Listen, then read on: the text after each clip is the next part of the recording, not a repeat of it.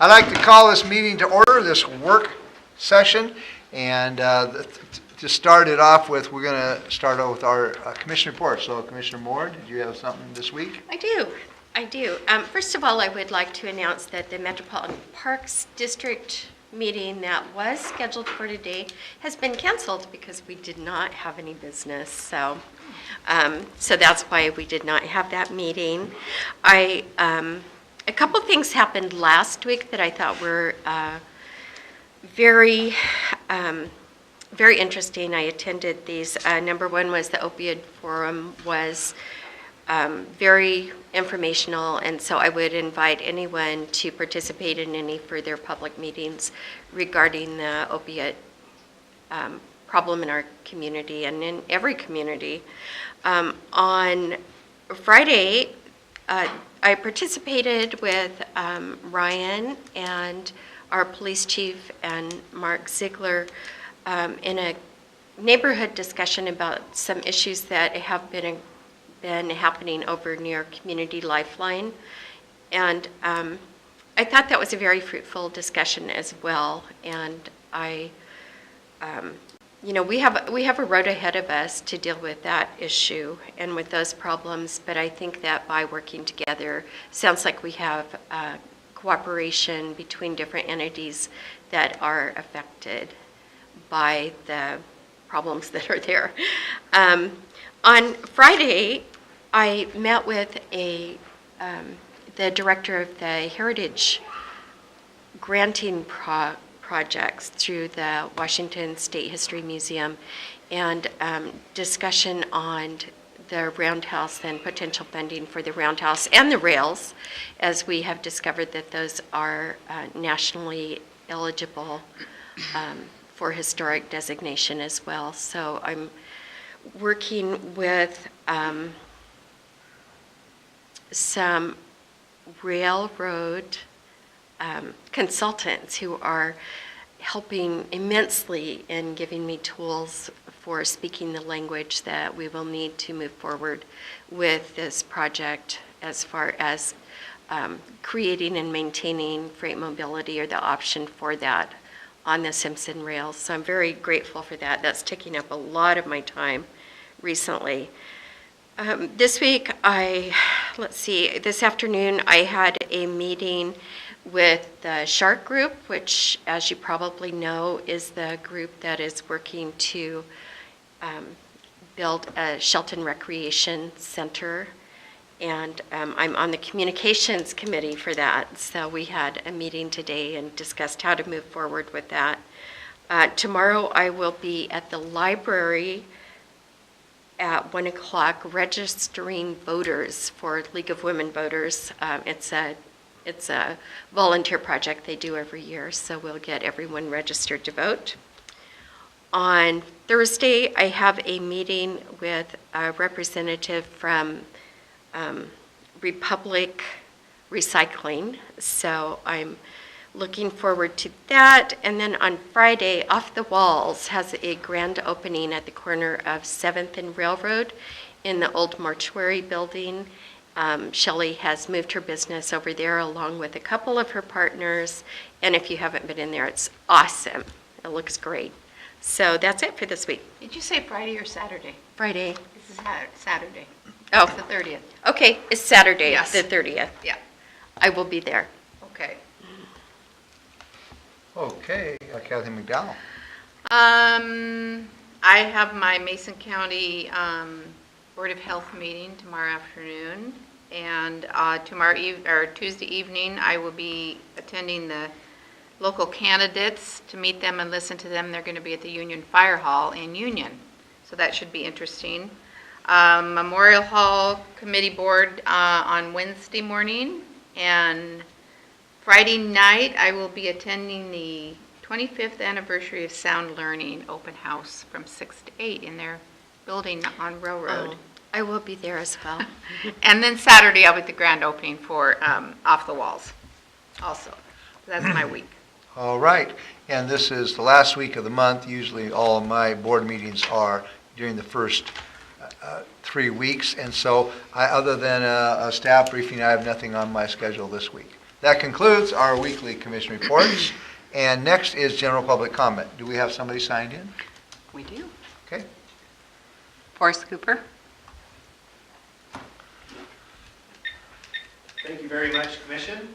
Mayor Krantz. I'm Forrest Cooper, 409 West Railroad and 807 South 14th. Today I would like to address a concern I've had all week to contemplate, dwell on, and hopefully not blow out of proportion. The removal of the second general comment period from the meeting agenda. I would have commented last week when the issue was fresh, however, just learning about it at the meeting left no opportunity to question it. Instead, I've had to wait an entire week to approach this situation and use the only opportunity to voice a concern at this meeting. Hopefully there are no issues I might be able to contribute to today, as I am already using my 3 minutes to address this previous concern. Now you might ask, what do other cities do? Please remember, we're the only 3-person city commission in the state, and we should look at our uniquenesses and strengths. As the state's open public meeting laws prohibit any 2 of our commissioners from communicating on city issues in private, it is a benefit to allow the public opportunity to weigh in on the decision-making process before commissioners have had the chance to formulate their own opinions or bias. Providing information or data to the commissioners as early as possible will only help them to make good decisions for the community, and I personally have been acknowledged by some of the commissioners for my quick and efficient presentation of information and opinions. I strongly feel if I, as a member of the public, am forced to wait 1 week to weigh in on an issue, the constructive intent of my comment will be perceived with a negative intent or even opposition to this commission. Another valuable position is for the media. Numerous times in the past when an issue is reported, public comment on the issue has been included in the article, encouraging a sense of community involvement. If the public is silenced until the following week, the perceived involvement of the public is eliminated and government control is amplified. So how about have the 1 comment period at the end so the public can comment on today's issues?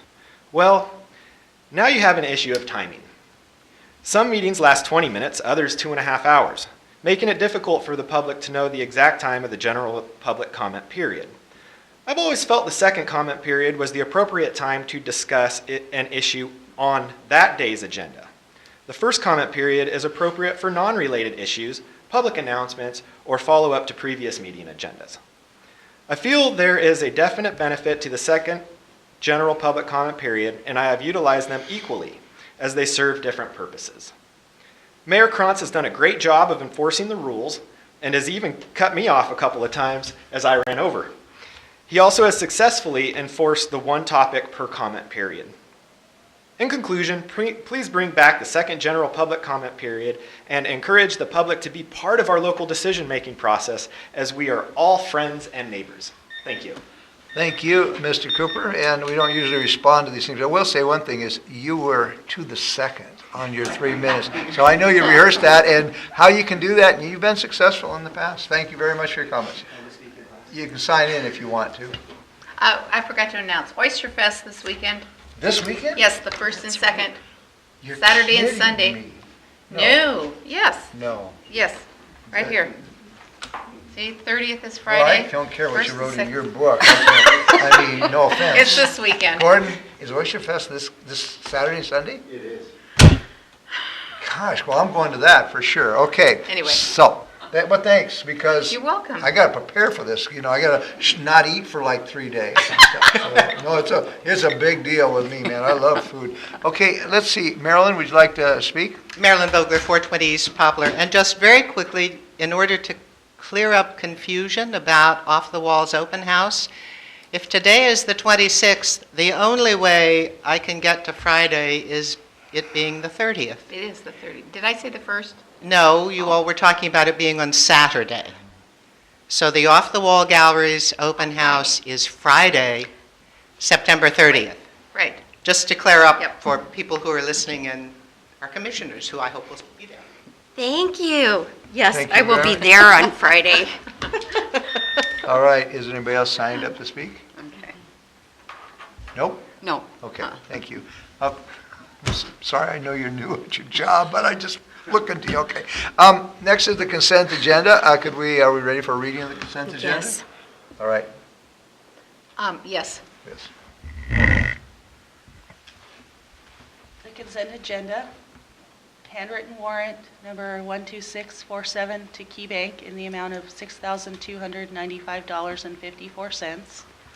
Handwritten warrant number 12648 for dyed diesel fuel tax adjustment in the amount of $26.26. That's $68.26. All right, is there a motion to approve the consent agenda? I move that we approve the consent agenda as read. I second it. There's a motion and a second to approve the consent agenda. Any further comments? All those in favor signify by saying aye. Aye. Opposed? The consent agenda passes. Next item on our agenda here is old business. We have none today, but we do have an item under new business. And so it appears that our Public Works Director, Greg Clark, is going to bring that forward. Mayor, thank you, Commissioners. We gave an overview a little bit on this last week, but today is actually the first reading of the ordinance should the Commission decide to move forward with it. This is a amending of an ordinance that the Commission approved back in February of this year, and it caused a significant change on 48 utility bills for our customers. And this wasn't foreseen, but it certainly happened, and based on input we've had, we are changing the ordinance back to the way it was so that these people can, you know, the bills that went out on some of these changed in a magnitude of around $60, and they were not given adequate notice. So this particular amendment will take it back to the way the ordinance read before and the billing rates that were in place before.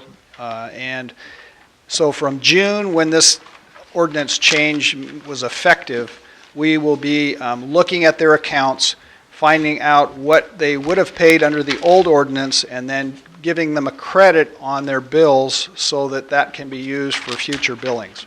At some point in the future, and Ryan and I haven't exactly figured out what that timing will be, but we will be bringing back a ordinance change that will kind of level the playing field, so to speak, between all the duplexes. I think it is correct and should be the same for all that own those, but the way this went forward wasn't right. We didn't give these people adequate time to know that this type of change was happening. So we'll be working towards a transition ordinance with some probably phased in ways to bring it up so that they are the same. This, like I say, affected 48 out of the 124 accounts. Commissioner Moore, you last week had asked what is the timing that would be associated with this.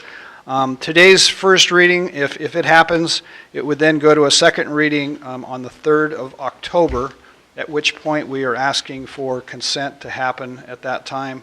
It would then be published in the Mason County Journal on the 6th.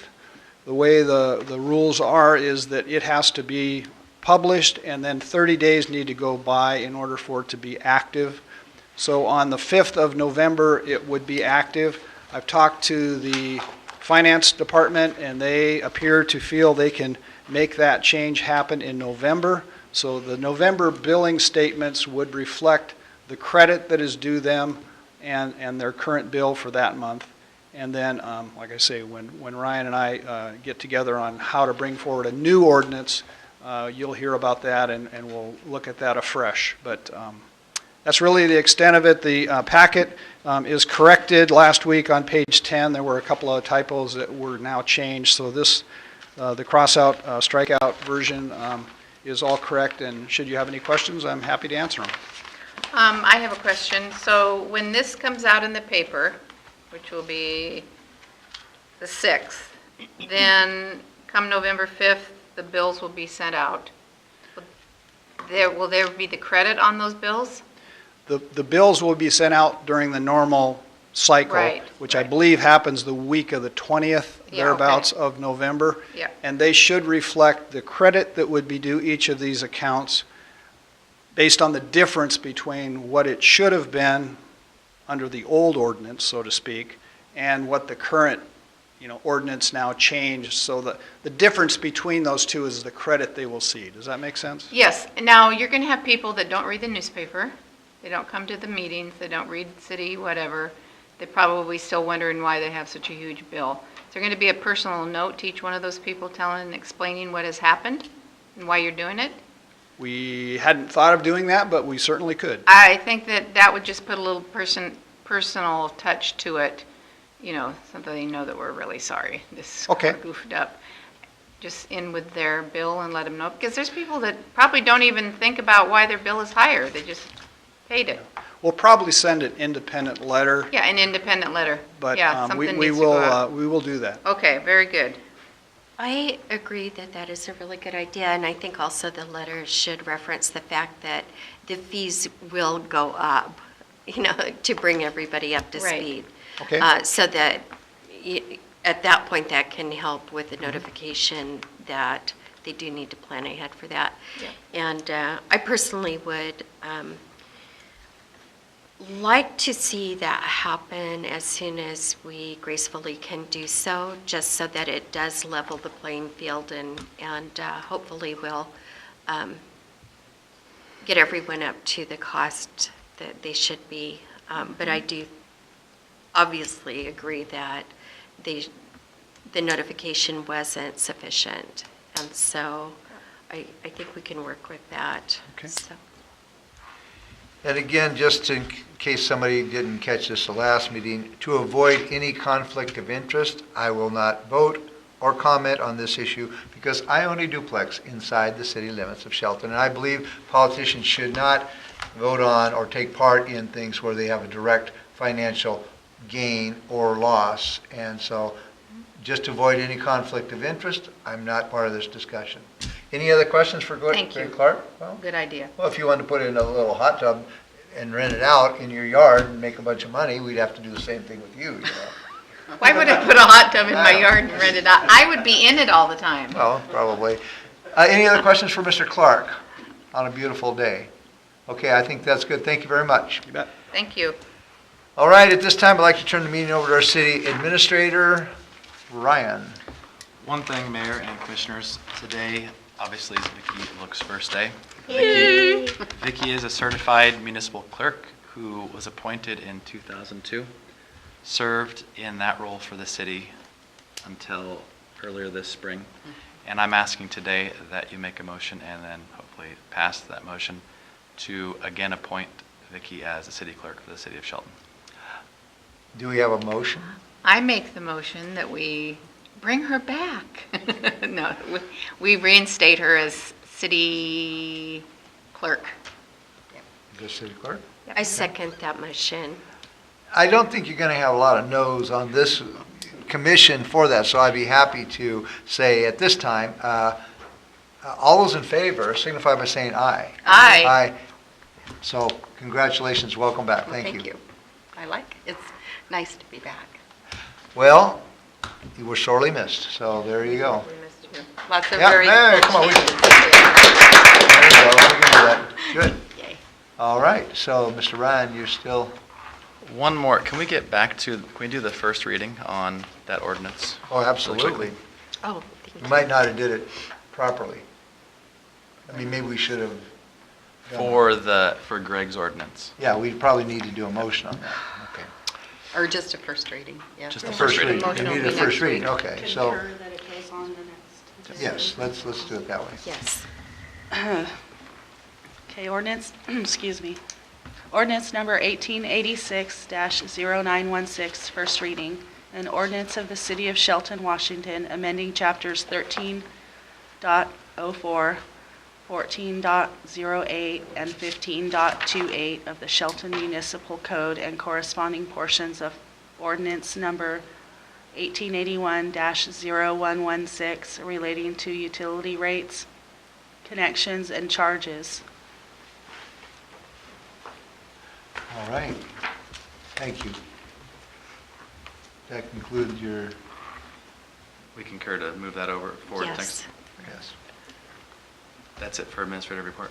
All right, next is administration final touches. One thing, we we do need to clean up some language around the city administrator job title. So in our code, we need to switch city administrator to city manager. There's also a separate section that was discovered where the police chief it's listed as him being hired in two different fashions. So we need to make sure that it is ironed out so that the next time we hire a police chief, we know how he's going to be hired or she's going to be hired. But we will bring that forward in the next couple weeks. All right, very good. I had a question under administration final touches, our next meeting, when I announce that in this, because is the next meeting, is that like Columbus Day or something? Or are we meeting next Monday? I was looking at my book and it said Columbus Day. Or something. October 3rd is Yeah. commission. That's, Okay, what's the next October? why did we say October 6th? Because there's a Columbus Day on one of those. I don't know if we take it. Columbus Day is the 10th. Okay, Oh. and that's a Monday. So, do we just meet on Columbus Day normally? No, we don't. No. Okay, so we don't have to worry about that this Tuesday, meeting because yeah. that's 2 meetings away. Okay, Never this, do that till our next Tuesday. meeting will be next Monday and the evening, 6 PM in the evening, and this meeting is adjourned. Thank you.